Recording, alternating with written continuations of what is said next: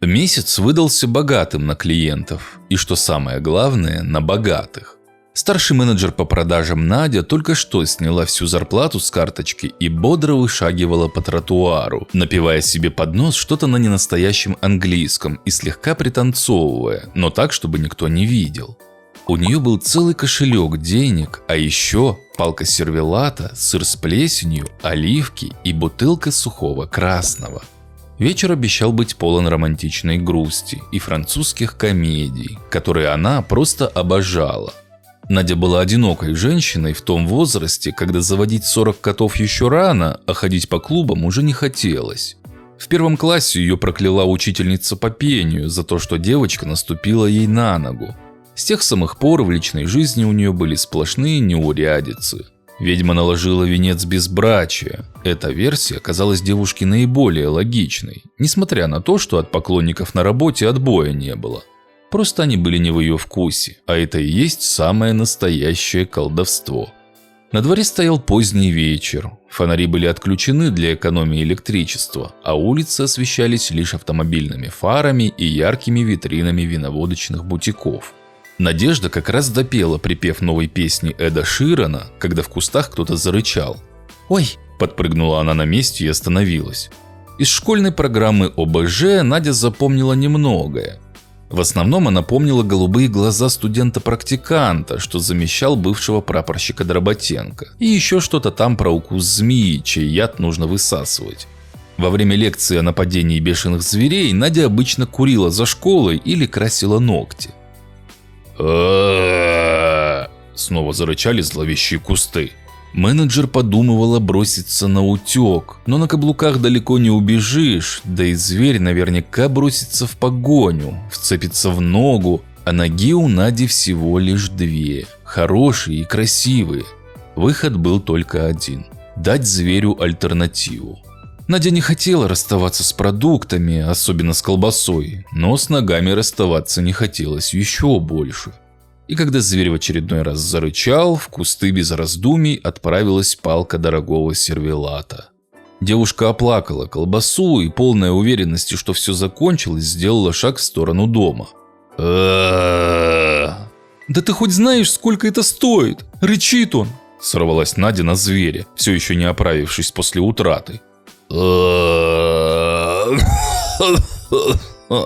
Какофония звуков заставила бедную девушку расстаться даже с дорогим сыром. Небольшой сверток исчез в пышной листве вместе с надеждой на идеальный вечер. «Подавись, тварь!» – крикнула в сердцах Надя так громко, что почти в каждом окне кто-то закашлялся. Расцвирепел зверь. Кусты затряслись и начали раздвигаться. Из густой темноты показалась злобная морда, волосатая, с красными глазами. Находясь в шоковом состоянии, Надя даже решила, что зверь был в галстуке. Выло животное, продираясь на четвереньках сквозь колючие ветки навстречу вкусным женским лодыжкам. Надя не растерялась и, выудив из сумки банку оливок, мастерски запустила в зверя снаряд. Бросок получился точный и мощный. Зверь с воплем скрылся в кустах и, кажется, даже выматерился. Он громко скулил, как побитый щенок, и больше не пытался покинуть свое укрытие. Тут Надя, почувствовав прилив уверенности и силы, решила отвоевать напрасно брошенные продукты и, вооружившись бутылкой вина, пошла в нападение. «Кыш! Фу! Брысь!» – кричала девушка, освещая себе путь мобильником. Наконец был найден сыр, затем колбаса. Смятая банка оливок лежала рядом со зверем, который держался за голову и вспоминал чью-то мать, кажется, даже Надину. Надя осторожно потянулась за оливками, и тут зверь схватил ее за бутылку. «Слава Богу!» – заплакало чудовище. «Я уже думал помощи не ждать!» С этими словами он дернул за бутылку, и та легко выскользнула из потных ладошек девушки. «А штопора у вас нет случайно?» – никак не успокаивался зверь. «Да дома?» – дрожащим голосом ответила Надя. «Приглашаете?»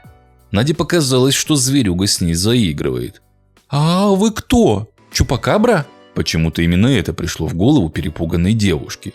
«Нет, я Толик Баранов, зубной врач», – жалобно стонала Чупакабра. «А что вы тут делаете?» Да сам не знаю. У друга сын родился, мы отмечали, а потом я вспомнил, что уже 2 года как не пью. Очнулся уже здесь, когда кто-то в меня колбасой запустил. Должно быть, я храпел сильно. Меня за это бывшая жена все время по носу била. А потом еще и банка оливок прилетела в лоб. Представляете? Вот за что мне все это? Убил бы за аспирин или бокал вашего вкуснейшего вина. Не окажете первую помощь? С надеждой в голосе спросил врач. Надеюсь, вас змея не кусала? Да вроде нет. Но на всякий случай, конечно, лучше проверить.